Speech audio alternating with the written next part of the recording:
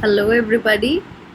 I'm going to teach you the first lesson of economics. The name of this lesson is The Story of Village Palampur.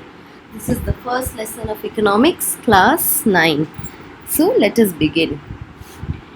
In this lesson, we are going to talk about production. We are going to talk about the basic concepts related to production through a hypothetical village called Palampur. In Palampur, the main activity is farming.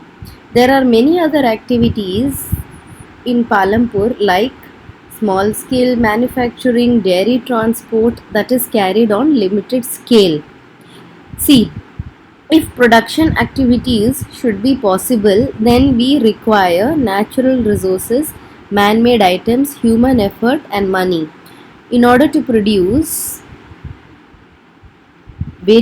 in order to make production activities possible, various resources are needed. These can be natural resources, man-made resources, human effort, and money. Okay, and as we read through the story of Palampur, we will learn how various resources combine to produce desired goods and services in the village. We will learn how the resources produce desired goods and services in the village. Palampur has well-developed system of roads, transport, electricity, irrigation, schools and health centers. Palampur, it's a fictitious village, it is an imaginary village, and there is a hill station called Palampur in Himachal Pradesh, but this one is an imaginary village. It is connected with well-developed system of roads, transport, electricity, irrigation, schools and health centers. The story of Palampur talks about different production activities in the village. So in Palampur, the main activity is farming.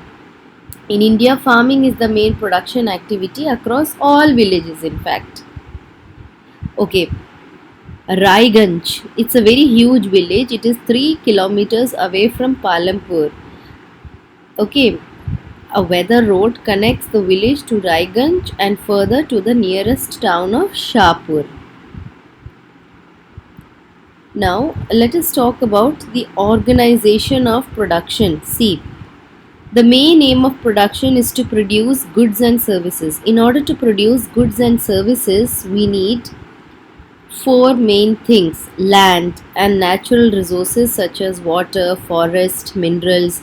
Second, labor. See, for we need good labor.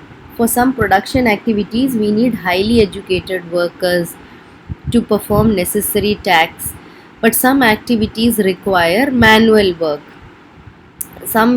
For some activities we need manual workers, for some activities we need highly educated workers.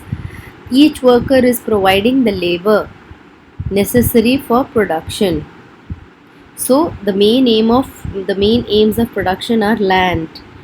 Okay, in order to produce goods and services, we need land, labor, physical capital such as tools, machinery, building, raw materials, and money. Tools, machines, buildings can be used in the production over many years. When tools, machines, and buildings that are used in production for many years, it is called fixed capital. Raw materials and money in hand are called working capital. There are many raw materials that are required for production. For example, yarn is used by a weaver, clay is used by a potter. So we need money. Money is essential, money is important during the production, and both raw materials and money which go hand in hand, it is called working capital. The fourth requirement for producing goods and services, it is called knowledge and enterprise. So, for producing goods and services, you need land, labor, physical capital, and knowledge and enterprise. So, when we are able to put together land, labor, and physical capital, they produce an output. Land, labor, capital. Every production is organized by combining. When you combine land, labor, physical capital, and human capital, okay, it is called as Factors of production: land, labor, physical capital like mm, tools, machines, buildings, and raw materials and money. Tools, machines, and buildings are fixed capital. Okay, tools, machines, simple tools such as farmers' plow to sophisticated machines, turbines, computers, these are fixed capital. Raw materials and money in hand, it is called as working capital.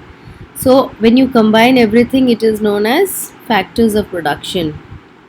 Okay, like land, labor, physical capital, and knowledge and enterprise. The fourth requirement for production and goods and services is knowledge and enterprise.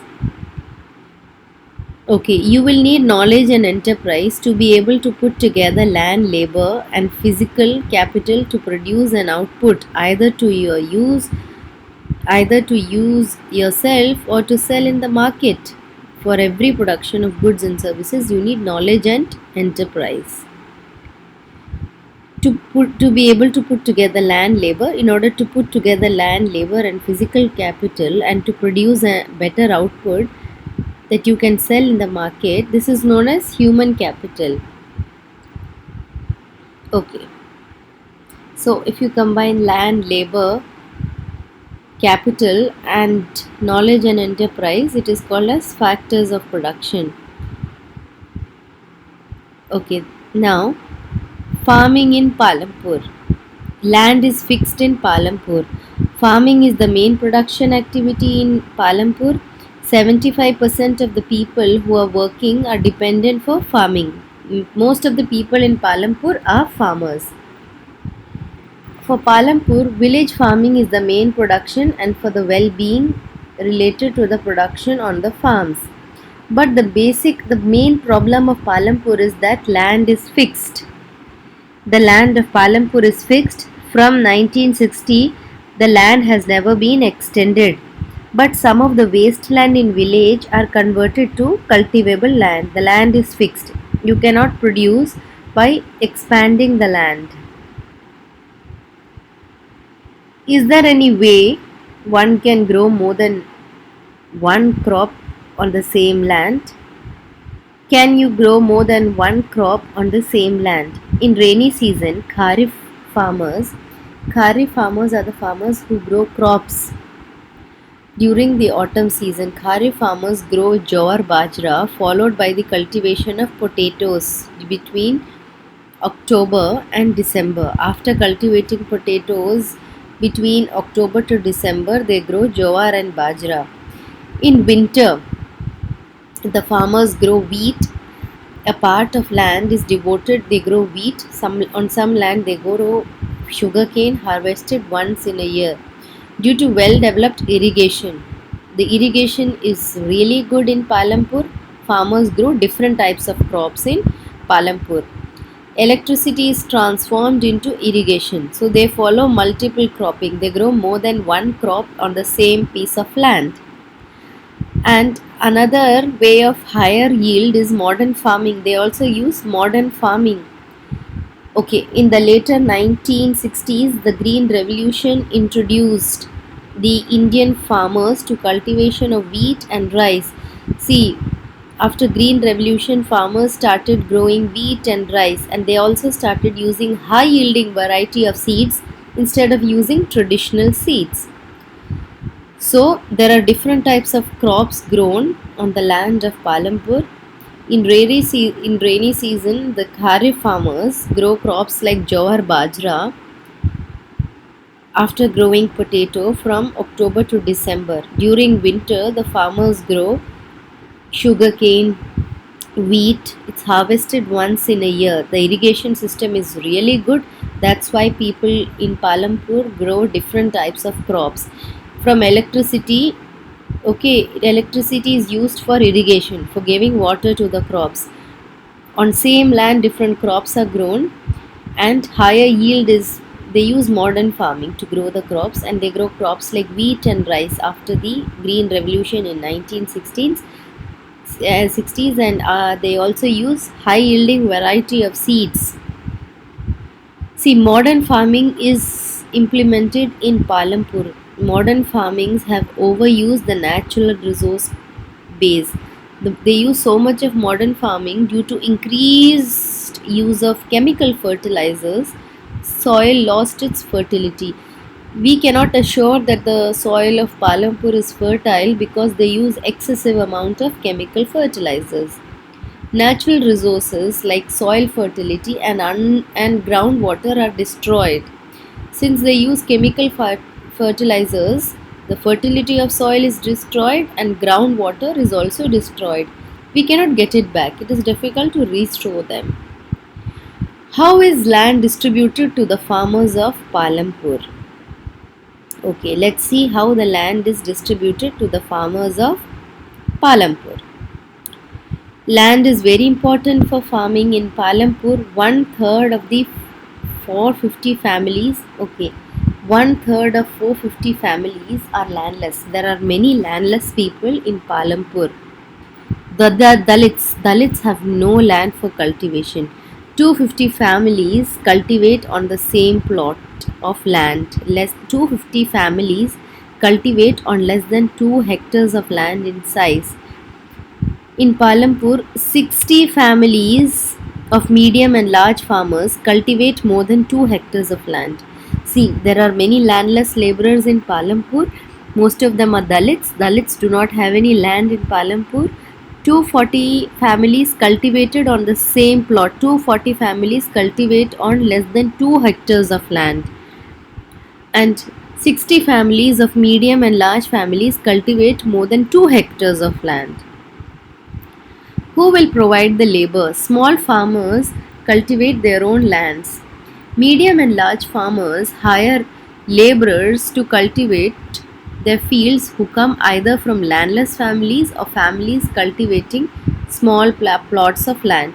See, small farmers, they have their own land that is less than 2 hectares. They cultivate, they grow crops on their own lands. Medium and large farmers, they hire landless laborers or small laborers sometimes, and the farm laborers, they once they work on somebody else's land, they have no right over the crops grown on the land. The landless laborers who are working for medium and large laborers or medium and large farmers, they are paid wages. The wages can be paid in cash or kind or crop also. Small sometimes laborers get meals. See, there are three types of farmers: landless laborers, small farmers, and medium and large farmers. Medium and large farmers have their own lands. They give work to the landless farmers. They are paid in wages. The wages can be in cash or kind. Sometimes they get meals for the work they do. The wages refers to the money which they earn. It can be different from region to region, crop to crop, farm activity to another. Farm laborers are employed on daily basis for one or particular farm activity like harvesting for the whole year. So you can imagine how less the landless farmers are earning. Landless farmers do not have their own land. They work for medium and large farmers. They are paid very less. Sometimes they are paid in cash or in kind, or sometimes they get food instead of cash or kind for the work they have done.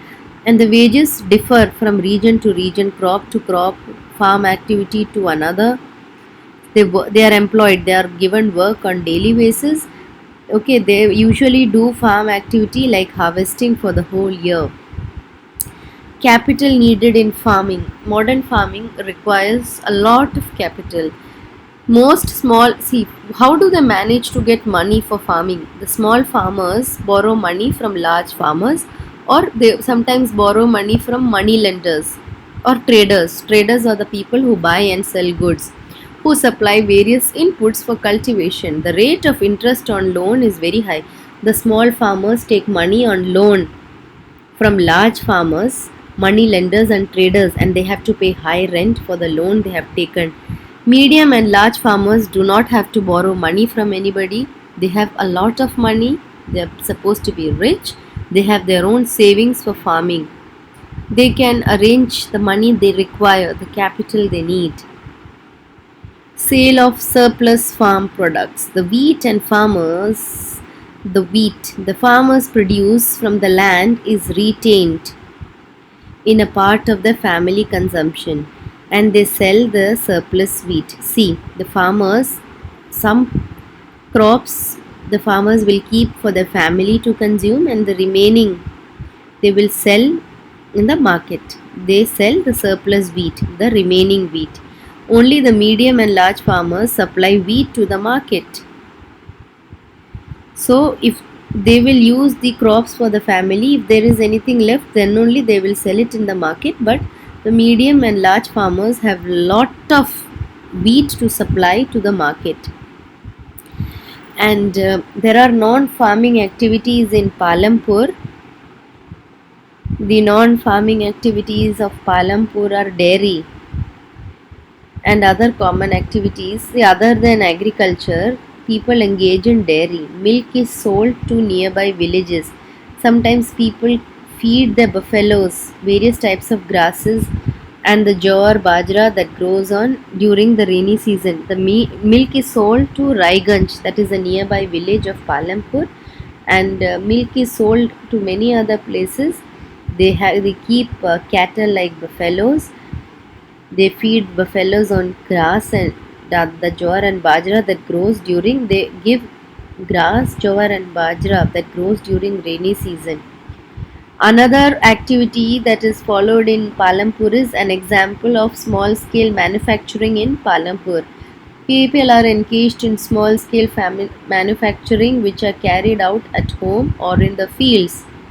Many people are engaged in manufacturing, and manufacturing requires very simple production methods. I hope this is clear to you. So, the non farming activities are dairy, and dairy means other than agriculture, people are engaged in dairy. Milk is sold to nearby village, and apart from that, okay, there is small scale manufacturing in Palampur. Okay, now, yeah. And unlike manufacturing, okay, like they don't have manufacturing like big factories in towns and cities. It involves simple production methods, simple machines. And there are shopkeepers in Palampur, traders are the people who buy and sell things.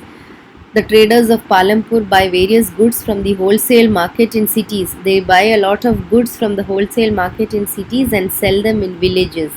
General stores in village sell a wide see. There are general stores in Palampur. They sell various types of things like rice, wheat, sugar, tea, oil, biscuits, soap, toothpaste, batteries, candles, notebooks, pen, pencil, and even some cloth. And the transportation is a fast developing sector in Palampur. Transport services includes rickshaws, tongas, jeeps, tractor, truck drivers, bullock cart, bogie. The transports in Palampur transport the people and goods from one place to another, and in return they are paid for it. So the non-farming activities are dairying, manufacturing on small scale, shopkeepers, and transport. So let's have a quick recap of the lesson. This is the first lesson of economics, as I already revealed. This lesson talks about production through a village called Palampur. The main activity of Palampur is farming, and there are other activities like dairy, transport, that is on limited scale. See, for production, you need resources. These resources can be natural resources, man made resources, human efforts, and money, of course. And Palampur has well developed system of roads. It has good roads, transport, electricity, irrigation, schools, and health centers. Okay, Palampur is an imaginary village. Let's take it for granted. Let's take it into consideration. And the story of Palampur takes us through different production activities in the village. But the farming is the main activity in Palampur. Raiganj is 3 kilometers away from Palampur. Okay, and the road of Palampur connects to Raiganj, and then it connects Shapur. It is the nearest town. Let's focus on organization of production. If you want to produce goods and services, you need four things: labor, land, labor, physical capital, and knowledge and enterprise. I hope this is clear to you. You need land and natural resources like water, forest, minerals, and you need labor. You need people to work for you. Highly educated people are required for some production activities. For from some production activities, we need people who can do manual work. Each worker is providing labor, which is important for production. Physical capital. Now, tools, machinery, buildings, these are physical capital. Raw materials and money, tools, machinery, buildings are definitely physical capital, but it is fixed capital. Raw materials and money are called working capital. I'll make it clear. Tools and machinery that range from simple tools such as farmer's plow and other sophisticated machines such as generators, turbines, computers. Okay, these are called fixed capital. Raw materials and money is needed. It is known as working capital. See, raw materials are necessary for production. Yarn is used for making cloth by a weaver. For that, money is required, no doubt. And a potter uses clay for making pots. For that, also, money is required. When raw material and money are in hand, this is known as working capital. When you combine everything together, land, labor, physical capital, and human capital, it is known as factors of production. In Palampur, the land is fixed. You cannot grow crops by expanding the land, but wastelands have been used for cultivation. It is the main problem. 75% of people are engaged in agriculture and the land is fixed. There are different types of crops grown in Palampur. Some crops are grown during autumn, some are grown in summer, and the electricity has been converted into irrigation. The irrigation is very good in Palampur, and people grow crops like wheat and rice ever since the Green Revolution took place since 1960s. So there are different types of crops grown on the same piece of land, and they use high yield variety of seeds instead of traditional seeds.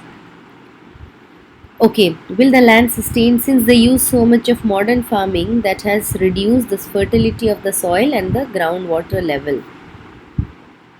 Okay, in Palampur, okay, there are landless laborers having small plots of land, maybe less than 2 hectares, and laborers having land that is more than 2 hectares. Okay, so and the Dalits do not have land at all, they are known as landless farmers. Okay, now who will provide labor? See, small farmers they grow crops on their own land. Medium and large farmers they hire landless farmers to grow crops for them. They are getting wages for growing crops for medium and large farmers, but they don't have any right over crops grown on somebody else's land. Okay, suppose I am a large farmer. I give you work. I hire you. You are a you are a landless farmer. You have no right over the crops of my field. You are a worker for me. And the landless laborers are paid in wages. These wages can be in cash, in money or kind. Okay, maybe they can give the payment in terms of crops. Sometimes they're getting meals, sometimes they get food for the work they do. The wages, the salary, and the money, the payment differs from region to region, crop to crop, one farming activity to another farming activity. Farm laborers are employed on daily basis. See, farm laborers do activities like harvesting for the whole year. Modern farming requires a lot of money. The small farmers borrow money from large and medium farmers or from money lenders, and the rate of interest of loan is very high, and the medium and large farmers have their own saving. They can afford a lot of, yes, they have a lot of money. They can have capital needed for farming. The sale of surplus farm products. See, the farmers have some crops for their families, the remaining they will sell. But medium and large farmers have a lot of crops to sell in the market. And there are non-farming activities in Palampur. 25% of people work in Palampur are engaged in activities other than agriculture. 25% of the people are not farmers. They do dairy, they sell milk products, and sometimes milk is sold to a village called Raiganj, and they manufacture goods on small scale using simple machines. And there are shopkeepers in Palampur. They sell things like rice, wheat, sugar, biscuits, soap, toothpaste. And the transport is a fast developing sector in Palampur. There are various transports like rickshaw, tonga, jeep, and for providing transport service to the people, the transports take one person from one place to another place, and they take goods from one place to another place. In return, they are paid. They're getting wages or money for that. That's end of the lesson. I hope you have understood the lesson. Thank you so much.